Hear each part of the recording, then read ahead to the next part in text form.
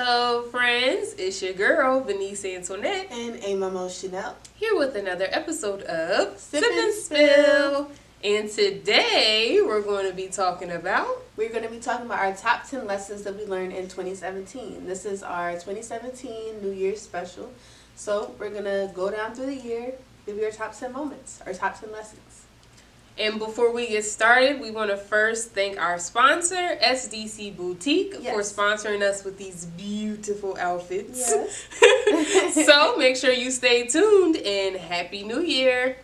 Alright, so these are in no particular order, but our number one lesson was from our Valentine's Day episode, where we collab with Talk That Talk, another channel that talks about relationship topics from London. And our lesson from that was basically, you're not required to sleep with your Valentine on your Valentine's Day date. You're not at all. That is not a requirement. So that was the lesson we taught the gentlemen, and hopefully they took it. Right. And we'll have the link to Talk That Talk's YouTube channel down below. Yes. Make sure you check them out. Great guys. Appreciate the collab. But yeah, that was the lesson. Mm-hmm. All right. Lesson number 2 was, do not Snapchat your date on a very first date. Don't put your very first date on social media of any kind. Ever. There is no reason why on the first date you should be Snapchatting the person you're on your first date with. And if I ever catch somebody Snapchatting me on our first date, it is going to be a serious problem. Like, it's over. It's don't done. Do it. No. 2018, remove Snapchats on. Actually, don't even bring out your phone unless necessary on a first date. Better yet. That was lesson number 2. Lesson number 3 was, do not ignore the signs, and that came from our Hurt Bay episode, and it was basically about, don't go, ignoring the signs when in the beginning of a relationship somebody is showing you one thing. When they start showing you something different, take note that that's probably the real them. Absolutely. Do not ignore the sign of someone acting different towards you. Just because you fell in love with the person who they presented to you at the beginning of the relationship does not mean that that person who they presented at the beginning is the real them. So when they do start acting differently, pay attention and take notes. Yes. Okay, lesson number 4 is basically about dating a supporter versus dating an advocate. This came from our Dating an Entrepreneur episode with John Breeden of Breeden Enterprises. You can check out that episode. So for this one, John discussed the supporter versus an advocate. A supporter is someone who will support you and may tell people what you do, whereas an advocate will be more hands-on with what you're doing and defend you when naysayers come forward, when a supporter will not. And what was important in this episode is that if you are dating somebody, it's important to make sure you're an advocate or you're dating an advocate versus a supporter if you are an entrepreneur. Mm-hmm. That was lesson number 4. Lesson number 4. Lesson number 5 comes from our 3 Signs to Tell a Girl Likes You episode, and it's basically that no one is too busy to get back to you if they're actually interested. Exactly. If you hear, oh, I'm too busy, or somebody's been curving your text all week and finally responds, oh, I've been so busy, what that's code for is that you're not important enough for me to text back, because I promise you, if it was somebody who they actually liked a lot, or someone, or their best friend, or not even their best friend, but somebody who they actually cared for a lot, they would respond. Absolutely. So, do not take the you're busy and roll with it. Take it as a she or he is not interested. Yes, that's the 2018 wave. Yes. Okay, lesson number 6 comes from our Friend Zone episode, which was featuring Cordell, and basically it was, why does a man friend zone a woman? And his input was that he doesn't think she's attractive, basically. Well, that's what it was. I don't have much to say. That was his input. I just think that if a man friend zones you, just stop trying, because clearly, as Cordell taught us, if a man is friend zoning you and they think the same way he does, it's because they're not attracted to you. So just stop trying. And move on. There's plenty other fish in the sea. Exactly. Everyone is ugly to somebody and everyone is beautiful to somebody else. That's so true, though. So just because one person friend zoned you because they don't find you attractive means that somebody else might think you're the most beautiful girl on the earth. So true. So just find your fish, girl. Find your fish. All right. So lesson number 7 is about not bringing up sex on the first date. And this is mostly like as a female. If you want to be taken seriously, this comes from our top 5 things to avoid on a first date episode. If you find that every time you meet a guy and all he expresses is that he wants to have sex with you, you should reconsider your strategy on how you talk to men. Probably so. Because I just feel like whatever you're doing isn't working. So, not to be disrespectful, but 2018 is all about improvement. And if you're not about that, I want to do one night stands everyday life, then 2018, I suggest you re-strategize your position on sex on first dates. Right.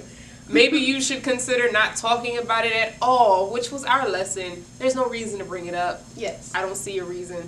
There's none. Unless, like you said, unless we're at the movies and a sex scene pops up. Or you're about the one night stand life. Yeah. So other than that, no.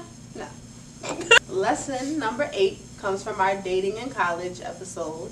And this lesson was basically don't date seriously in college.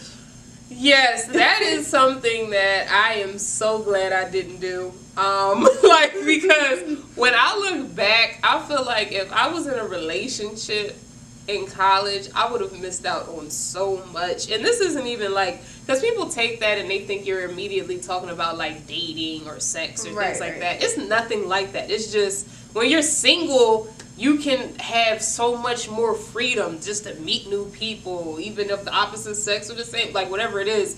So she's right. Personally, I am very glad that I did not get into a serious relationship in college, because I feel like that would have taken so much from my experience. Yeah, she's right. I was in a serious relationship in college, and I passed up on opportunities where I probably would have, networked with people or, just like had fun and been like doing what I was supposed to do in college. I was too worried about a serious relationship. So yeah, networking is huge in college. Like, you never know where your classmate or someone in your college is who they're going to become or where they're going to go. And if you're in a serious relationship, it might even be seen as disrespectful to talk to somebody just to network. So I think it's best to stay out of a relationship, a serious one in college. Absolutely. Maybe for fun, go on dates here and there, but like, don't stress yourself don't out. get into like this is going to be my husband one day.